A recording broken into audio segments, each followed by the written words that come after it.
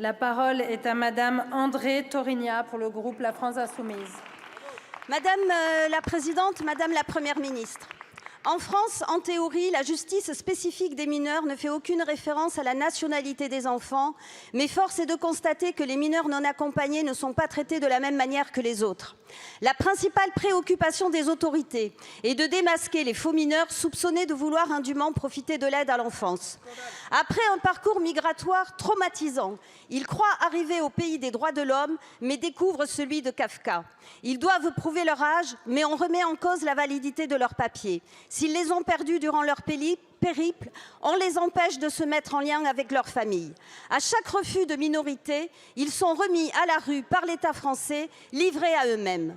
À Ivry, ils sont 500 dans un campement avec 5 toilettes et 6 robinets d'eau.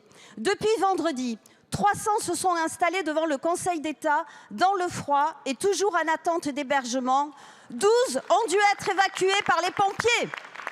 Malgré les demandes des élus locaux, sans proposer de solution d'hébergement pérenne, le préfet a donné l'ordre d'évacuation. Elle aurait lieu demain, au petit matin, de manière inhumaine, comme cette fameuse nuit de novembre 2020, place de la République. Le Comité des droits de l'enfant, mandaté par l'ONU, a ouvert une enquête sur la prise en charge des MNA en France. Madame la Première ministre, prenez l'engagement solennel devant la représentation nationale que votre gouvernement coopérera de manière transparente dans le cadre de cette enquête. Quand prendrez-vous les mesures qui s'imposent pour que la France respecte la Convention internationale des droits de l'enfant qui édicte la présomption de minorité? Combien de temps l'État laissera-t-il ces jeunes à la rue et dans le froid? Je vous remercie, Madame la députée. La parole est à Madame Charlotte Caubel, secrétaire d'État chargée de l'enfance. Madame la Présidente, Madame la députée, Mesdames, Messieurs les députés, le principe de présomption de minorité est totalement respecté dans notre pays. Excusez-moi. Dans notre pays, pardonnez-moi. Effectivement, le principe selon lequel un mineur, quand il est isolé sur notre territoire, doit être protégé, est un principe formel au nom de la Convention internationale des droits de l'enfant et de nos principes qui font de l'intérêt supérieur de l'enfant un guide. Simplement, nous le savons, dans ces dispositifs de protection de l'enfance, des personnes se prétendant mineurs non accompagnés qui sont majeures viennent demander protection. Vous ne pouvez pas nier ça, madame, c'est une réalité.